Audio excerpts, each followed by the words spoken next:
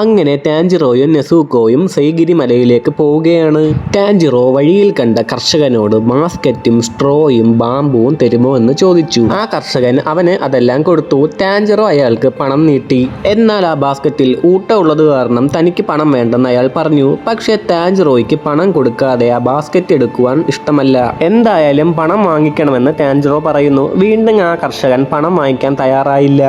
ടാൻജിറോ അയാളുടെ കയ്യിൽ പെട്ടെന്ന് പണം വെച്ച് കൊടുത്തിട്ട് നന്ദി പറഞ്ഞിട്ട് മടങ്ങി. ടാൻജിറോ പെട്ടെന്ന് തന്നെ അയാളുടെ കയ്യിൽ പണം വെച്ചത് കാരണം അയാൾ വേദന കൊണ്ട് പുളയുന്നത് കാണാം. തിരിച്ചെത്തിയ ടാൻജിറോ ഗുഹയുടെ ഉള്ളിലേക്ക് നോക്കുമ്പോൾ നെസൂക്കോയെ കാണുന്നില്ല. അയ്യോ, നെസൂക്കോ ചാടിപ്പോയോ എന്ന് വിചാരിച്ച് നിൽക്കുമ്പോൾ ടാൻജിറോ ഒരു കാര്യം കാണുന്നു. നെസൂക്കോ എല്ലുകൾ കുഴിക്കുന്നത് പോലെ ഒരു കുഴി കുഴിച്ച് അതിൽ ഇരിക്കുകയാണ്. നെസൂക്കോയ്ക്ക് സൂര്യപ്രകാശത്തോട്ട് വരാൻ സാധിക്കുന്നില്ല. ടാൻജിറോ ആ ഓട്ടയുള്ള ബാസ്ക്കറ്റ് നന്നാക്കി എടുത്തിട്ട് നെസൂക്കോയോട് ബാസ്ക്കറ്റിന്റെ ഉള്ളിൽ കയറാൻ സാധിക്കുമോ എന്ന് ചോദിക്കുന്നു. ടാൻജിറോ പറഞ്ഞ കാര്യം കുറച്ച് മനസ്സിലാക്കിയ നെസൂക്കോ ആ ബാസ്ക്കറ്റിന്റെ ഉള്ളിലേക്ക് കയറാൻ നോക്കുന്നു. എന്നാൽ തന്റെ വലിപ്പം കാരണം നെസൂക്കോയ്ക്ക് ആ ബാസ്ക്കറ്റിൽ കയറാൻ പറ്റുന്നില്ല. ടാൻജിറോ നെസൂക്കയോട് പണ്ടത്തെ പോലെ രൂപമായാൽ നെസൂക്കയ്ക്ക് ബാസ്ക്കറ്റിന്റെ ഉള്ളിൽ കയറാൻ സാധിക്കുമെന്ന് പറയുന്നു. നെസൂക്കോ പഴയ രൂപത്തിലായിട്ട് ആ ബാസ്ക്കറ്റിൽ കയറിയിരുന്നു. ആ ബാസ്ക്കറ്റിന് തോളിലിട്ട് ടാൻജിറോ യാത്ര ആരംഭിച്ചു. ആ ബാസ്ക്കറ്റിന്റെ ഉള്ളിലായതുകൊണ്ട് തന്നെ നെസൂക്കോയ്ക്ക് സൂര്യപ്രകാശം ഏൽക്കുന്നില്ല. അവൻ പോകുന്ന വഴിക്ക് ഒരു സ്ത്രീയെ കാണുകയും വഴി ചോദിക്കുകയും ചെയ്തു. അവർ അവന് വഴി പറഞ്ഞു കൊടുത്തു. അവിടെ കുറെ ആളുകളെ കാണാതെ പോയിട്ടുണ്ടെന്നും ടാൻജിറോ സൂക്ഷിക്കണമെന്നും അവർ പറയുന്നു. സമയം രാത്രിയായി. കാട്ടിന്റെ ഉള്ളിൽ ഒരു അമ്പലമുണ്ടെന്ന് മനസ്സിലാക്കിയ ടാൻജിറോയും നെസൂക്കോയും അങ്ങോട്ട് നീങ്ങുന്നു. അമ്പലത്തിന്റെ അടുത്തേക്ക് എത്തിയപ്പോൾ ചോരയുടെ മണം ടാൻജിറോയ്ക്ക് കിട്ടി. പെട്ടെന്ന് ടാൻജിറോ അമ്പലത്തിലെത്തിയിട്ട് ഡോറ് തുറന്ന് നോക്കുമ്പോൾ കാണുന്നത് ഒരു ഡീമൻ ആ അമ്പലത്തിലെ ആൾക്കാരെ മുഴുവൻ കൊന്നിട്ട് അവരെ കഴിക്കുന്നതാണ്. ഇത് തന്റെ ഏരിയയാണെന്നും നിങ്ങളൊക്കെ മനുഷ്യരാണോ എന്നും ആ ഡീമൻ ടാൻജിറോയോട് ചോദിക്കുന്നു. ചോരയിൽ കുളിച്ചു കിടക്കുന്ന ആൾക്കാരെ കണ്ട് നെസൂക്കോയുടെ കണ്ണിലൂടെയും വായിലൂടെയും വെള്ളമൊഴുകുന്നു. പെട്ടെന്ന് തന്നെ ആ ഡീമൻ ടാൻജിറോയുടെ നേരെ പാഞ്ഞെത്തി. തന്റെ കൈവശമുള്ള ആയുധം വെച്ച് ടാൻജിറോ ആ ഡീമന്റെ കഴുത്തിൽ വെട്ടുന്നു. പക്ഷേ ആ ഡീമന് വളരെ ശക്തിയുള്ള ഹീലിംഗ് എബിലിറ്റി ഉണ്ട്. ആ ഡീമന്റെ കഴുത്തിലുള്ള മുറിവ് നിമിഷ നേരം കൊണ്ട് തന്നെ ഉണങ്ങി. ആ ഡീമൻ വീണ്ടും ടാൻജിറോയെ ആക്രമിക്കാൻ നോക്കുന്നു. നെസൂക്കോ പെട്ടെന്ന് ടാൻജിറോയെ രക്ഷിക്കാൻ എത്തി. എന്നിട്ട് ആ ഡീമന്റെ തല കാല് വെച്ച് അടിച്ചു തെറിപ്പിച്ചു. ഫുട്ബോൾ ഉരുണ്ടു പോകുന്നത് പോലെ ആ ഡീമന്റെ തല ഉരുണ്ടുപോയി. നെസൂക്കോയും ടാൻജിറോയും വിചാരിച്ചു ആ ഡീമൻ മരിച്ചുവെന്ന്. എന്നാൽ ആ ഡീമനെ സംസാരിക്കാൻ തുടങ്ങി. നിങ്ങളെല്ലാവരോ ഒരാൾ ഡീമനാണെന്ന് അയാൾ പറയുന്നു.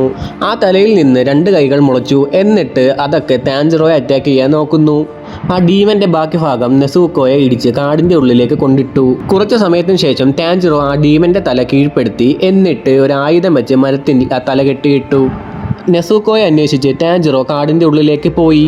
അവിടെ ആ ഡീമന്റെ ബാക്കി ഭാഗം നെസൂക്കോയെ ആക്രമിക്കുകയാണ്. ടാൻജിറോ ആ ഡീമന്റെ ശരീരത്തെ ഇടിക്കാൻ നോക്കുന്നു. എന്നാൽ അവർ രണ്ടുപേരും താഴോട്ട് വീഴാൻ പോയി. നെസൂക്കോ ടാൻജിറോയെ പിടിച്ചു. എന്നാൽ ആ ഡീമന്റെ ബോഡി താഴെ ഒരു കല്ലിൽ പോയി ഇടിച്ചു. അവർ നോക്കുമ്പോൾ മരത്തിലുള്ള ഡീമന്റെ തലയ്ക്ക് വലിയ ബോധമില്ല. ഇതൊക്കെ കണ്ട് ടാൻജിറോ ആ ഡീമനെ കൊല്ലാൻ തീരുമാനിച്ചു. പക്ഷേ അവനെ കൊണ്ട് അതിന് സാധിക്കുന്നില്ല. കാരണം ഒരാളെ കൊല്ലുന്നത് തെറ്റാണെന്ന് അവന് തോന്നി. ടാൻജിറോയുടെ പുറകെ ഒരാൾ പെട്ടെന്ന് പ്രത്യക്ഷപ്പെട്ടു. ഡീമനെ കത്തി വെച്ച് കൊല്ലാൻ സാധിക്കില്ലെന്നും കല്ല് വെച്ച് ഇഞ്ചിഞ്ചായിട്ട് കൊല്ലാൻ മാത്രമേ പറ്റുകയുള്ളെന്നും അയാൾ പറയുന്നു. ഇതൊക്കെ കേട്ട് ടാൻജിറോ ഒരു അടി പോലും അനങ്ങാതെ നിന്നു.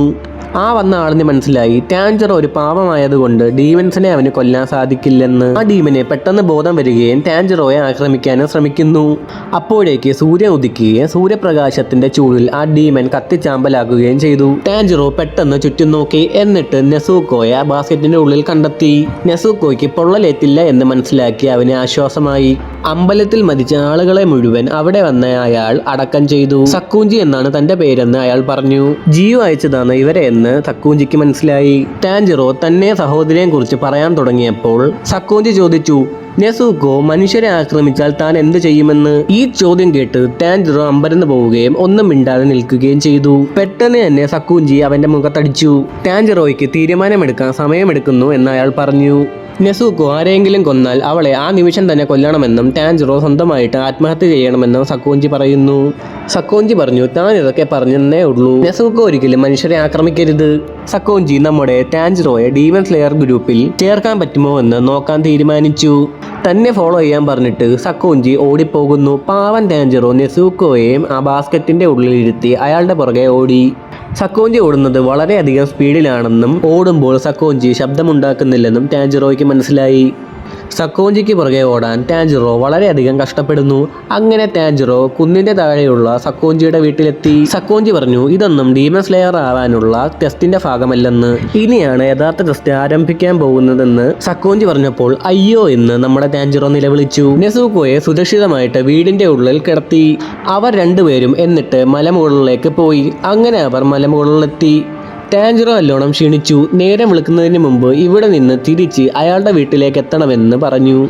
ഇതാണ് ഡീമൺ സ്ലെയർ ആവാനുള്ള തന്റെ ടെസ്റ്റിന്റെ ആദ്യത്തെ പടി എന്ന് കൂടി അയാൾ കൂട്ടിച്ചേർത്തു. ഇതൊക്കെ പറഞ്ഞ് സക്കോജി അവിടെ നിന്ന് മാഞ്ഞുപോയി. ടാൻജിറോ വേഗത്തിൽ അവിടെ നിന്ന് ഓടാൻ നോക്കി. എന്നാൽ മലകളിൽ പല കെണികൾ ഉണ്ടായിരുന്നു. അതൊക്കെ വന്ന് അവന്റെ ദേഹത്ത് തട്ടുകയും മുറിവുകൾ ഉണ്ടാക്കുകയും ചെയ്തു. ക്ഷീണിതനായ ടാൻജിറോ തന്റെ മണം തിരിച്ചറിയാനുള്ള കഴിവ് ഉപയോഗിച്ച് ടാൻജിറോ അവിടെയുള്ള കെണിയിൽ നിന്ന് രക്ഷപ്പെട്ടു. കെണികൾ കാരണം മുറിവുകൾ പറ്റിയെങ്കിലും നെസുക്കോയ്ക്ക് വേണ്ടി മുറിവുകളുമായി സക്കോഞ്ചിയുടെ വീട്ടിൽ ടാൻജിറോ തിരിച്ചെത്തി. അങ്ങനെ ഈ ഒരു ദൗത്യത്തിൽ ടാൻജിറോ വിജയിച്ചു.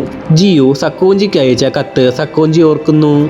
ടാൻജിറോ വളരെ ധൈര്യമുള്ള ഒരു കുട്ടിയാണ്. അവന് ഒരു ഡീമൺ സ്ലെയർ ആകണമെന്നാണ് താല്പര്യം.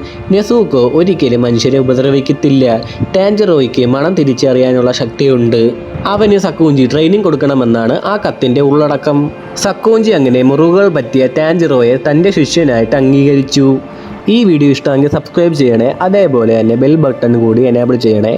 സോ അടുത്ത വീഡിയോയിൽ കാണാം. ടാറ്റ.